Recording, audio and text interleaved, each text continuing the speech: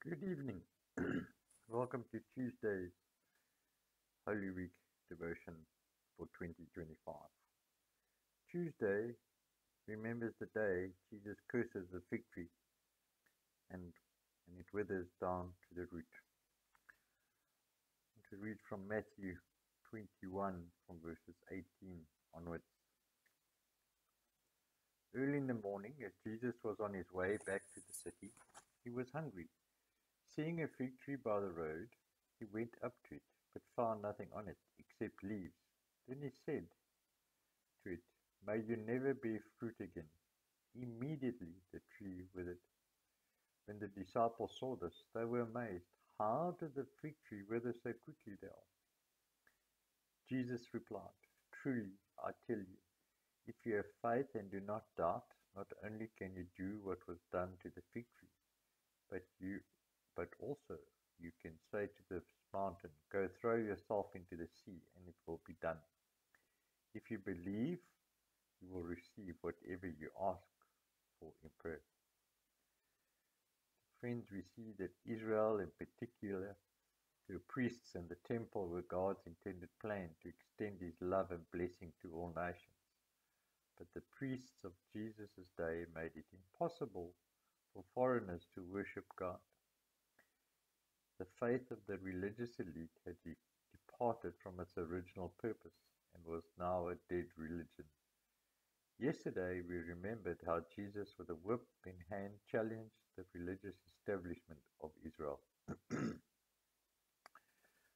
Like Jesus, the prophets of the Hebrew Bible often spoke against Israel's priests and the leadership of the temple.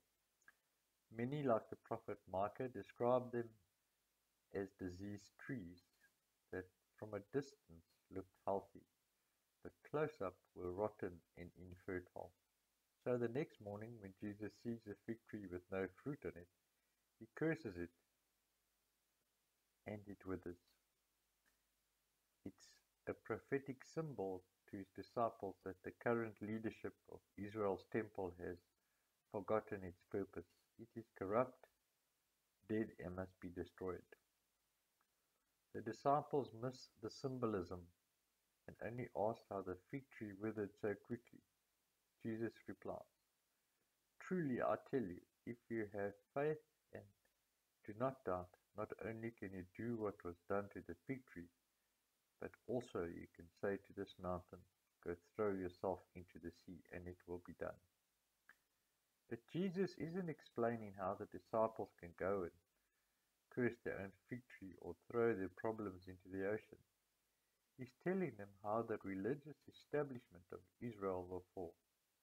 When the disciples pray in faith, the mountain that the temple is built on will crumble. Through the disciples' faith, Israel's corrupt leadership will fall. Jesus has come to cleanse the temple of its dead religion, and Jesus expects his disciples to share that responsibility. They are part of his rebellion against the corrupt religious status quo. In the verses following today's passage, the religious leaders question what right Jesus had to claim the end of the temple system. Jesus responds over and over again with stories and parables that reveal their corruption. And then, like the prophets before him, Jesus predicts the destruction of Israel's temple by an invading army. The religious leaders of Israel can't take it anymore, and they continue their schemes to kill Jesus. Holy Tuesday is good news because Jesus announces the end of corrupt religious order and the dawning of a new global people of God. And more than that, he invites us to join him in both rejoicing the dead religion and creating a new indestructible church. And Jesus says the way we both do battle and build is through prayer. When we ask God in faith to tear down dead religion, and when we ask God to build in its place a global church that cannot be destroyed, he will do that too. And God guarantees these prayers will be answered in Jesus' death and resurrection. Because Jesus dies, we know that all dead religion will one day be judged for its failure. But because Jesus rose from the dead, we know that in its place Jesus is making a new temple called the church that can never be destroyed, not even by death. So I pray that on this Holy Tuesday you will accept that Jesus is creating a new religion order in us, and that by faith we can join in Jesus's, and that by faith we can join Jesus in building a church that death, corruption, the schemes of men will never destroy, encouraging and challenge you, each and every one of you, to seek encouraging and challenging you to seek intimacy with God every day. Come, let us pray. Our Heavenly Father, we see that all we have to do is put our faith in you, Lord.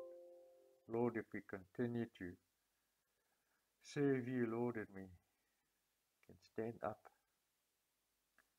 against those things that are wrong, Lord.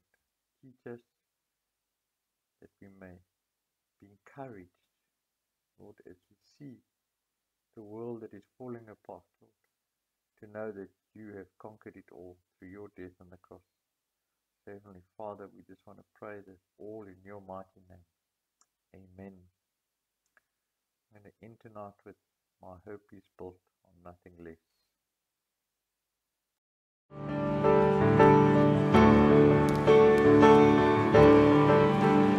My hope is built